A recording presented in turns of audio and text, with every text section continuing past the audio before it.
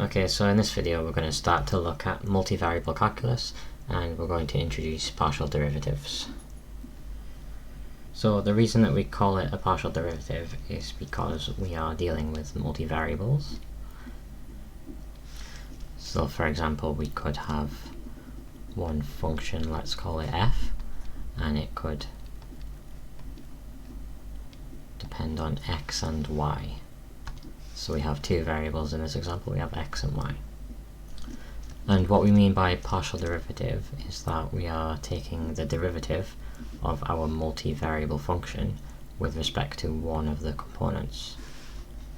And when we're just focusing on one variable in a multivariable function, what we can do is we can hold everything else as a constant. And I'll show you a little bit more about what I mean by that when we do some examples. So before we go any further, let's take a look at some notation that's commonly used in terms of partial derivatives. So the first one that we'll cover is similar to the Greek letter delta, and is sometimes even called delta, and this means partial. So if we take our example here of, we had the function f of x and y. So here I've just used the partial symbol, so this is our original expression here, and this is taking the partial derivative with respect to x. Similarly, if we wanted to take our same function and take the partial derivative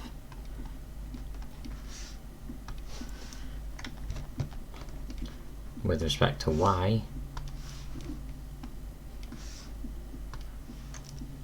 we can use the exact same notation like this.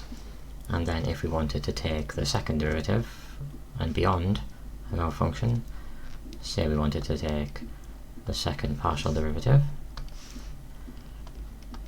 of our function here, and if we wanted to take it with respect to x, we would just need partial x squared on the bottom. However, when it comes to multivariable calculus, you can actually take higher order derivatives with respect to different variables. So for example, if we wanted to take the second partial derivative of our function, f of xy, then what we could do is we could take the partial derivative with respect to x, and then the partial derivative with respect to y. And I'll go through a simple example in a second where we do that. And the second type of notation that I'm going to use through these videos will be if we have our function, again, that's dependent upon x and y, and we want to take its first derivative with respect to x the same way here. Sometimes you'll see f subscript x of x and y, for example. And we can do exactly the same with our function f of xy. If we took the derivative, the partial derivative with respect to y, we could put f subscript y here.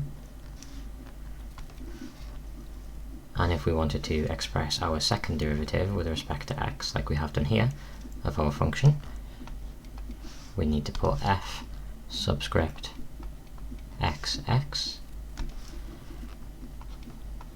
of our multivariable function dependent upon x and y.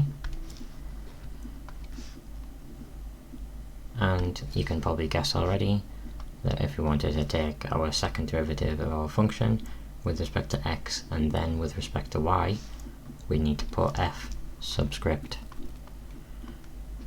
xy of our function dependent upon x and y. So in terms of our notation, this would mean exactly the same thing as this would mean the same as this, and so on. This would mean this, and this would mean this. And it's worth becoming familiar with both types of notation as well, because both are used quite interchangeably, especially in higher levels of mathematics and physics. Okay, so let's take a look at an example. Okay, so in this example we are given a function that is dependent upon two variables, x and y, which is the f of xy is equal to 3x cubed times y squared plus the sine of 2y. Okay, so here we're asked to find the first partial derivative of our function with respect to x, and here we're asked to find the first partial derivative of our function with respect to y. And here I've just used the two different notations just for familiarity purposes. Okay, so let's start with number 1. So here we are finding the partial derivative with respect to x of, and now since we are treating y squared here as a constant and 3 is also a constant, what we can do is we can pull 3y squared out of the derivative. So we're just taking the derivative of x cubed with respect to x now, plus, since we're focusing on x, everything in y is going to be constant, so we can pull this out here. So the sine of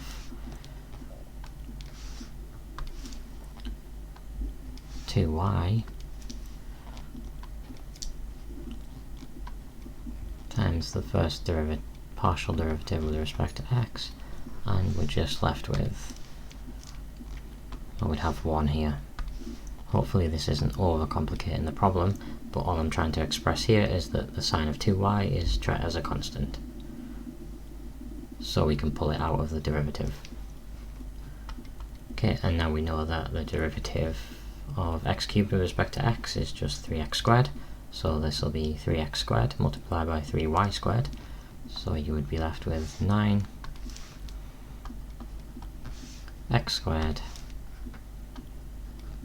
y squared, and since the derivative of a constant is just 0, this whole expression will go to 0. So here we have our first derivative of f of xy with respect to x.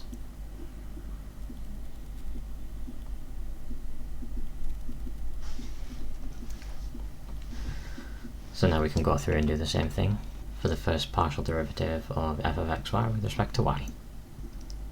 So once again, since we're just focusing on the terms in y, everything in x can be held as a constant, and the 3 is also a constant, so we can pull 3 x cubed outside of the derivative. So we're just looking at the y squared term. And since this expression is dependent upon y, we can't pull that out of anything. We need to focus on the whole expression, so take the partial derivative with respect to y of the sine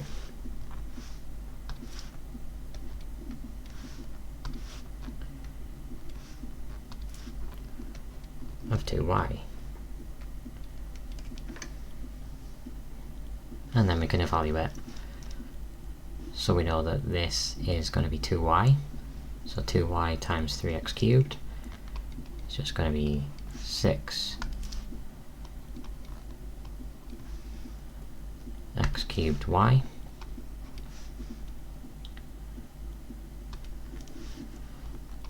plus, and then we can directly take this derivative to be 2 times the cosine of 2y using the chain rule. And there we have it. So let's go through another example just to reinforce these basic principles. Okay, so in our third example, we're asked to find the second derivative of our f of xy with respect to x.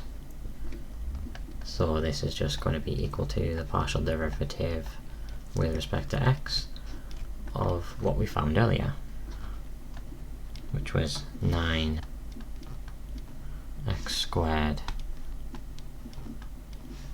y squared. So once again, all we need to do is take all of the terms in y as being a constant, and since 9 is also a constant, we can pull 9y squared outside of the derivative.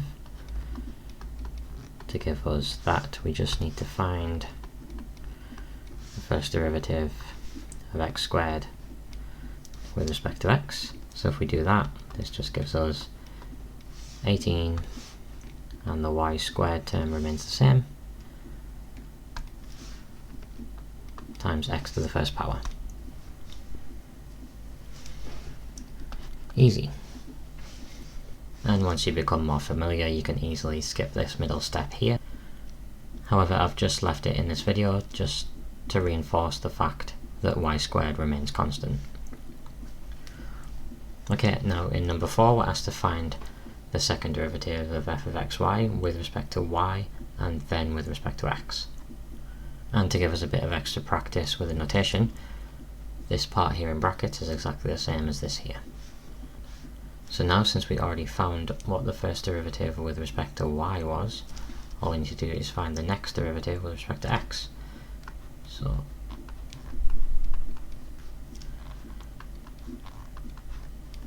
we found earlier that the derivative with respect to y was 6x cubed y plus 2 times the cosine of 2y.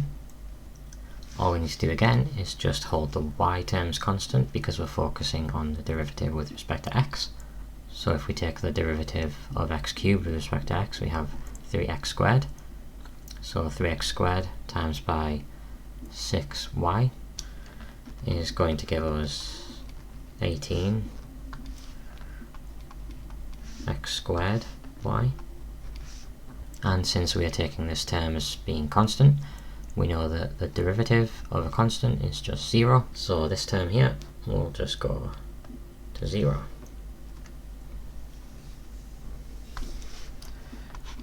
And there we have it. So hopefully this video has been a good introduction into some of the terminology and how to solve a simple problem. As always, if there are any questions or comments, please feel free to pop them in the comments box below. In the next video, we're going to take a look at some of the rules that can be applied. And what I mean by that is, since we are entering the realm of multivariable calculus, there are relationships that we can use to calculate the derivative, such as the partial product rule and the partial quotient and partial chain rules. So I'm going to take a look at that in the next video. So I'll see you in the next video.